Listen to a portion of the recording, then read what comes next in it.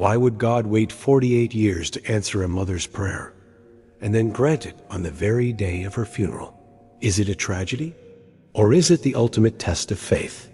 Ava spent 17,000 nights begging for her son to come back. She died thinking she had failed, but she was wrong. The ending of this heart-touching story will make you cry, but it will also heal your heart.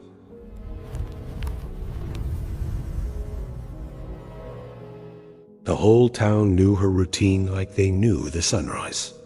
Every evening, as darkness fell over the buildings, Ava would light a single candle in her window, kneel beside her old wooden bed, and engage in the power of prayer she'd been practicing for nearly half a century. Lord, bring my Logan home. Wherever he is, keep him safe. Soften his heart. Help him find his way back to me before I die. 48 years. The same words, the same tears, and in return, the same silence. Logan was 21 when he left. Ava still remembered that terrible night, the shouting, the blame, the door slamming so hard pictures fell off the walls. Her only child, her beautiful boy, had looked at her with eyes full of hate and said words that still echoed in her heart. You ruined my life with your rules and your religion. I never want to see your face again. She ran after him into the rain, calling his name until her voice broke. But Logan disappeared into the darkness, a prodigal son who never looked back. For 48 years, Ava waited with unwavering faith. She wrote letters to addresses that didn't exist. She asked travelers if they'd seen anyone matching his description. She kept his bedroom exactly how he left it. Dusty, frozen in time, waiting for a return that never happened. The town stopped asking about Logan a long time ago. Poor Ava, they'd whisper, still praying to a ghost. He's surely dead by now. Why can't she just let go?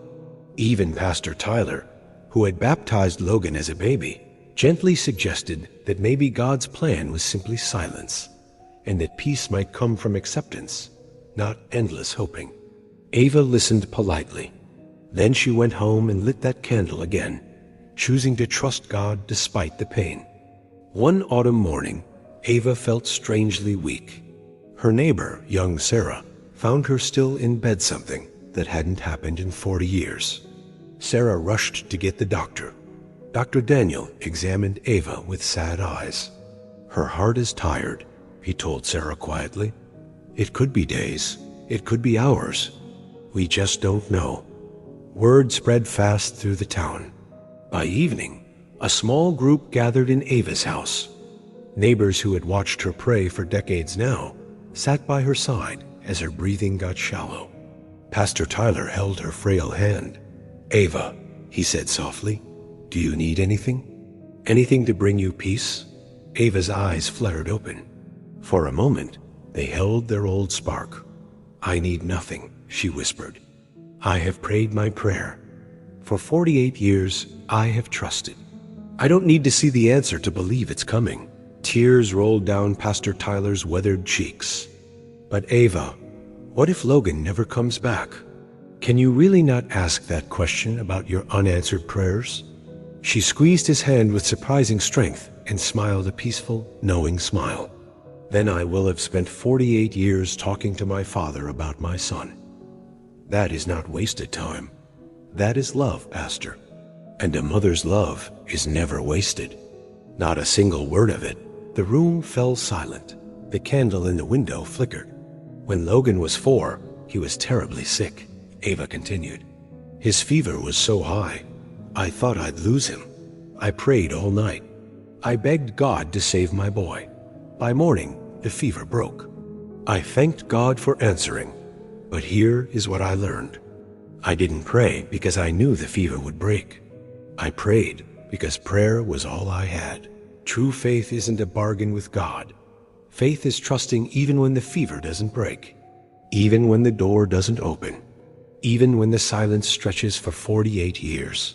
She looked toward the candle, the same flame she had lit for 17,500 nights. I don't know where my Logan is tonight. I don't know if he thinks of me, but I know this. Every prayer I prayed has been heard. Whether the answer comes in my lifetime or after, I have been faithful. And faithfulness to God is its own kind of miracle. The hours passed slowly. Ava drifted between sleep and waking, her lips still moving in silent prayer. Just before midnight, she opened her eyes one last time. She looked at the faces around her. "Tell him," she whispered so quietly they had to lean in. "If he ever comes, tell him I never stopped. Not for a single night. Tell him I loved him with every breath. Tell him." The door was always open. She closed her eyes, smiled softly, and spoke her last words. "Father, I trust you, even now." Even still, the candle flickered once, then burned steady. Ava was gone. At that exact moment, 300 miles away, an old man sat alone in a bus station. His name was Logan. He was 68 years old now, with gray hair and a face carved by a hard life. In his shaking hands, he held a crumpled photo, a young mother holding a baby, smiling with pure joy. His mother and himself, a lifetime ago. For 48 years, Logan had run. He tried to bury the guilt, drown the memories, forget the words he spoke in anger. But lately, his mother's face haunted his dreams. 3 days ago, something inside him broke, sparking a journey of redemption. He bought a bus ticket home. The bus got into town the next day at noon. Logan stepped off, his legs shaky. He asked a young woman for directions to Ava's house. The woman's face changed. "You are Logan?" He nodded. Tears spilled down her cheeks. "I am Sarah. I was with her. She passed last night." Just before midnight, Logan collapsed to his knees, a broken old man who had finally come home. "Exactly 1 day too late. She left a message for you," Sarah whispered. "She said to tell you she never stopped praying. Not for a single night. 48 years, Logan. She said the door was always open. She said she loved you with every breath." Sarah pressed something into his shaking hands. It was the candle from his mother's window. It was still warm. Logan stayed in town. He moved into his mother's cottage, slept in the room she kept ready for 48 years, and lit that candle every single night, continuing the prayer his mother started. At her grave, he placed a simple stone with these words. She prayed, "I came. Love outlasted everything." This inspirational story teaches us something profound. Faith isn't a transaction. It's not a guarantee of timing or results. Faith is the sacred stubbornness to keep believing when everything tells you to stop. Ava never saw her prayer answered, but it was answered 1 day after her final breath. Maybe you've been praying for years. Maybe heaven seems silent. Maybe you wonder if your words matter. They do. Every prayer is heard. Every tear is counted. Every act of faith sends ripples into eternity that you might never see. Don't stop praying.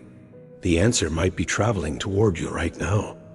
Your faith is not wasted. Not a single word of it. The candle is still burning. Heaven is still listening.